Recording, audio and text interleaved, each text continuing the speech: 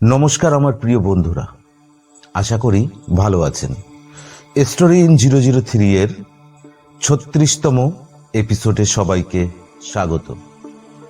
আজ আপনাদের শোনাবো গ্রাম বাংলার আরও এক হাড়হিম করা ভয়ঙ্কর ভূতের গল্প।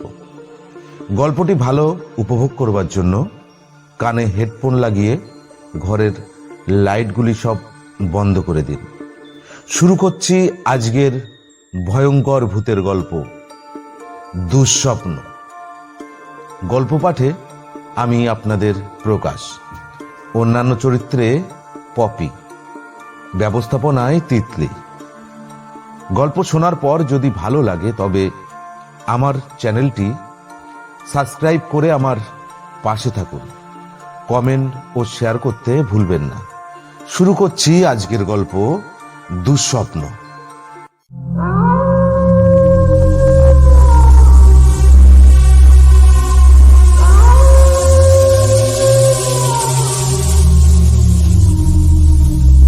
অশোক আর রাজেশ দুই বন্ধু। বন্ধু বললে ভুল হবে, তারা দুই ভাইয়ের মতো। একজন আর একজনকে ছেড়ে কখনো কোথাও যায়নি। তাদের জীবন কাটে কলকাতা শহরে। ব্যস্ত নগর জীবনে তারা হাঁপিয়ে উঠলে মাঝে মাঝে বিভিন্ন গ্রামে চলে যায় কিছুদিনের জন্য। এবার তারা ঠিক করে অশোকের দাদু দিদা থাকে গ্রামে, ওরা দুজন এবার ওখানে কিছুদিন থাকবে। ছোট্ট কিন্তু সুন্দর একটা গ্রাম, নাম তার বিচিত্রপুর। গ্রাম্য রাস্তার দুই ধারে সবুজ ফসলে মাঠ একেবারে ভরা, চারিদিকে শুধু সবুজ আর সবুজ। অশোক পড়াশুনোর চাপে অনেক দিন পর দাদুর বাড়ি যাচ্ছে, আর রাজেশ আজ প্রথম। দাদুর বাড়িটা ছিল অনেকটা পুরানো। অশোক দাদুর কাছে শুনেছে তাদের বাড়ির বয়স কম করে প্রায় 150 বছর। বাড়িটা কিছুটা ভাঙাচোরা এবং পুরানো, তবুও তার মধ্যে একটা অদ্ভুত আকর্ষণ ছিল। তবে এই বাড়ি নিয়ে গ্রামবাসীর মধ্যে কিছু কুসংস্কারও ছিল, বিশেষ করে রাতের বেলায়। প্রথম রাতে দুই বন্ধুর বেশ আনন্দ করে সময় কেটে গেল। পরের দিন বাড়ির পেছনের বাগানে বসে তারা গল্প করছিল। গ্রামের রাতের আকাশে তারায় ভরে গেছে, হালকা ঠান্ডা বাতাস গায়ে লাগছিল। অশোক মৃদু হাসি দিয়ে রাজেশকে বলল, তুই জানিস এই বাড়িটায় অনেক আগে একটা ভয়ঙ্কর ঘটনা ঘটেছিল। রাজেশ অবাক হয়ে অশোককে জিজ্ঞাসা করল, কি ঘটনা, আমায় বল। তখন অশোক বলল, আমার দিদার কাছ থেকে শোনা। দিদারা তখন এই বাড়িতে আসেনি।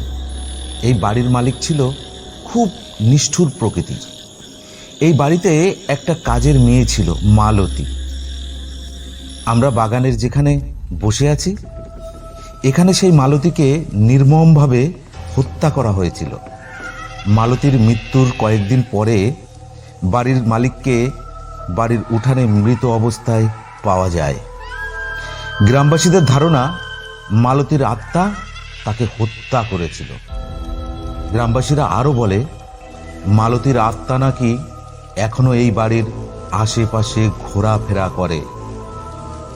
রাজেশ অশোকের কথা শুনে হেসে বলল, ওটা গ্রামের মানুষের ভ্রান্ত ধারণা এবং কুসংস্কার। ভূত আত্মা এসব কিছু কখনো হয় না। ভূত গল্পে শুধু থাকে, বাস্তবে কখনো এর অস্তিত্ব নেই। আমার অন্তত সেটাই ধারণা। অশোক মৃদু হেসে বলল, ভূত বিশ্বাস আমিও করি না, তবে গল্পটা বেশ মজার, কি বলিস? অশোকের কথা শেষ হতে না হতে হঠাৎ পাশের জঙ্গল থেকে একটা ঠান্ডা বাতাস এসে দুজনের গায়ে লাগলো। রাজেশ কিছুটা কাঁপতে কাঁপতে বলল, এই ঠান্ডা বাতাস হঠাৎ কোথা থেকে এলো? একটু আগেও তো এখানে বেশ গরম ছিল। তাহলে অশোক ভাই, আমার কিন্তু ব্যাপারটা ভালো লাগছে না। অশোকের চোখেও বিস্ময়। সে মাথা নেড়ে বলল, তুই ঠিক বলেছিস, আমিও সেটা অনুভব করছি। এখানে থাকাটা বোধহয় আমাদের ঠিক হবে না। তারা উঠতে যাচ্ছে, তখনই পাশের জঙ্গল থেকে খুব চাপা একটা কান্নার আওয়াজ শুনতে পেল।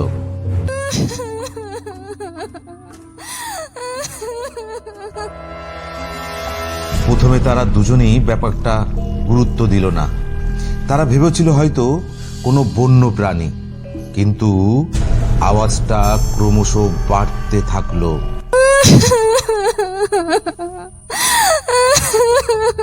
এবং কান্নার আওয়াজ আরো পরিষ্কার হতে থাকলো। এবার অশোক বলল, রাজেশ, ওই কান্নার আওয়াজটা কি তুইও শুনেছিস?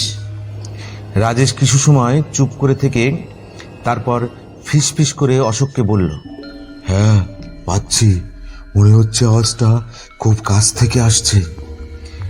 তারা তখন কান পেতে শুনল। কান্নার আওয়াজটা যেন পেছনের গাছের মধ্য থেকে আসছে। অশোক সাহস করে উঠে দাঁড়ালো এবং বলল, চল তো দেখি কি ব্যাপার। রাজেশ ভয় পেয়ে বলল, তুই পাগল নাকি? চল, অনেক রাত হলো, এখান থেকে আমরা চলে যাই। এবার না হয় ঘরে গিয়েই গল্প করব, তুই চল এখান থেকে। কিন্তু অশোক এত সহজে ভয় পাবার ছেলে নয়। সে রাজেশকে টেনে নিয়ে গেল জঙ্গলের মধ্যে। কিছু দূর যাবার পর তারা দেখল একটি ছোট্ট মাটির রাস্তা, যেটা গ্রামের পেছন দিকে চলে গেছে। রাস্তা ধরে আরো কিছুটা এগোতেই তারা দেখতে পেল একটি ছায়া মূর্তি, যা ধীরে ধীরে তাদের দিকে এগিয়ে আসছে। রাজেশের শরীর ভয়ে ঠান্ডা বরফের মতো হয়ে গেছে। অশোকও কিছু বুঝতে পারছে না, সে একেবারে চুপচাপ দাঁড়িয়ে আছে। মূর্তিটা প্রায় তাদের কাছে চলে এসেছে। তারা দেখতে পেল ছায়া মূর্তিটি একটি মেয়ের। তার পরনে সাদা কাপড়, মাথার চুল এলোমেলো, চোখ দুটি ভয়ঙ্কর একেবারে সাদা। দেখলেই গা ভয়ে শিউরে ওঠে। অশোক দাঁড়িয়ে রইল, যেন তার পা দুটি মাটির সঙ্গে জমে গেছে। রাজেশ খুব ভয় পেয়ে পিছিয়ে যেতে লাগলো। হঠাৎ মেয়েটি কান্না থামিয়ে একদম চুপ হয়ে গেল এবং থমকে দাঁড়িয়ে তাদের দিকে তাকিয়ে রইল। রাজেশ আর এক মুহূর্ত অপেক্ষা না করে চিৎকার করে অশোককে বলল, তুই পাগল নাকি? চল, এখান থেকে পালাতে হবে আমাদের, শিগগিরই চল, পালাই আমরা। অশোক আর সাহস ধরে রাখতে পারল না। দুজনে একসঙ্গে ছুটতে লাগলো। দৌড়াতে গিয়ে কিছু একটাই বেঁধে রাজেশ মাটিতে পড়ে গেল। এদিকে অশোক বুঝতেও পারল না রাজেশ মাটিতে পড়ে গেছে। অশোক পেছনে না তাকিয়ে আপ্রাণ ছুটে চলেছে। দৌড়ানোর সময় অশোক এত জোরে হাঁপাচ্ছিল, মনে হচ্ছিল তার বুকটা বুঝি ফেটে যাবে। অশোক একেবারে বাড়ির দরজার সামনে এসে তবেই থামলো। এবার সে পিছনে তাকিয়ে দেখলো রাজেশ নেই।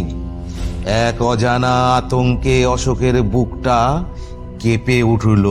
সে আপন মনে ভাবতে লাগলো, রাজেশের কোনো বিপদ হয়নি তো? ইস, আমার পেছনে একটু দেখা উচিত ছিল। এইসব যখন অশোক ভাবছে, তখন সে দেখলো রাজেশ হাঁটতে হাঁটতে আসছে। রাজেশকে দেখতে পেয়ে অশোকের ধরে প্রাণ ফিরে এলো। তবে অশোক লক্ষ্য করলো রাজেশ কেমন যেন একটু অন্যরকম করে হাঁটছে, কিছুটা মেয়েলি মেয়েলি ভাব। রাজেশ কাছে আসতেই অশোক বলল, কিরে, তোর এত দেরি হলো কেন? আমি চিন্তায় মরে যাচ্ছি। কোথায় ছিলি এতক্ষণ তুই? রাজেশ মাথা নিচু রেখে এই উত্তর দিল, তুই তো আমাকে রেখেই চলে আসলি, আমি মাটিতে পড়ে গেছিলাম। অশোক রাজেশের গলার স্বর শুনে চমকে প্রচন্ড ভয়ে কেঁপে উঠল, কেননা রাজেশের গলার স্বরটা পুরুষ ও স্ত্রী মিশ্রিত ছিল।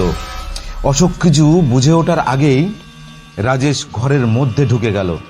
ঘরের লণ্ঠনের আলোয় অশোক দেখল রাজেশের চোখ দুটির রং পুরোপুরি সাদা হয়ে গেছে।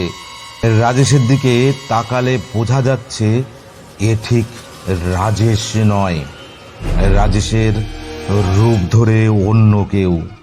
ভয়ে অশোক ঠক ঠক করে কাঁপতে লাগলো। তারপর অনেক কষ্টে ভয়ে ভয়ে সে জিজ্ঞাসা করলো, কে তুমি? তুমি তো আমার বন্ধু রাজেশ নাও, তবে কে কে তুমি? একটা পৈশাচিক হাসি দিয়ে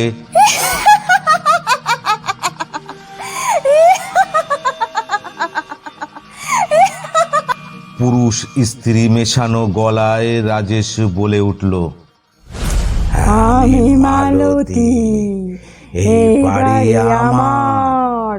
তোদের সাহস তো কম নয়, তোরা আমার ড্রায়ে এসে বাসা বেঁধেছিস। এখানে যে আসে সে আর বেঁচে ফিরতে পারে না। আমি তাকে তার হাসিতে পুরো ঘরটা কেঁপে উঠল। পাশে কোথাও একসঙ্গে কিছু শেয়াল ডেকে উঠল। সম্পূর্ণ বাড়ি জুড়ে সৃষ্টি হলো এক ভয়াবহ পরিবেশ। অশোক ভয়ে কাতর কণ্ঠে বলল, তুমি আমার বন্ধুকে ছেড়ে দাও। রাজেশের দেহে আশ্রয় নেওয়া আত্মা বলে উঠল, ছেড়ে দেব বলে তোর বন্ধুকে ধরিনি, ওকে আমার সঙ্গে এখানে রেখে দেব। অনেক দিন একা কাটিয়েছি, আর না। এবার রাজেশ ছবি মালতীর আত্মা হঠাৎ করে দেওয়াল বেয়ে উপরে উঠতে লাগলো। মনে হচ্ছে মাকড়সার মতো অনায়াসে দেওয়ালের এ প্রান্ত থেকে ও প্রান্তে ঘুরে বেড়াচ্ছে।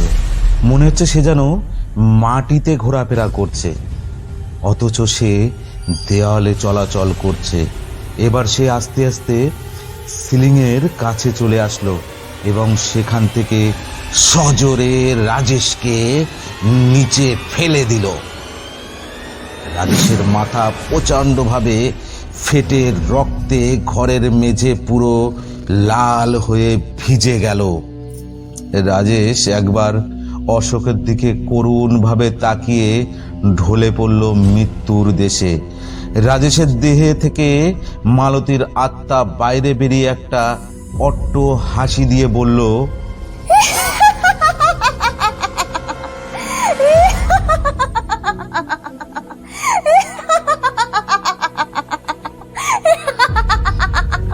এই বাড়িতে যে আসে তাকে আমার হাতে মরতে হবে। তুইও মৃত্যুর জন্য প্রস্তুত হ। আগামীকাল তোর পালা।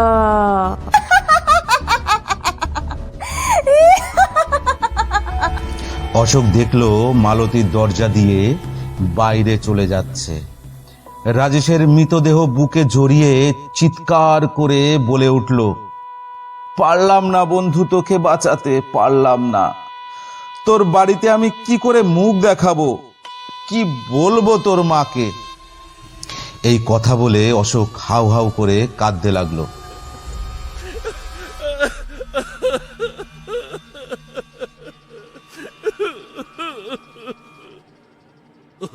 হঠাৎ জোরে ধাক্কা খেয়ে অশোকের ঘুম ভেঙে গেল।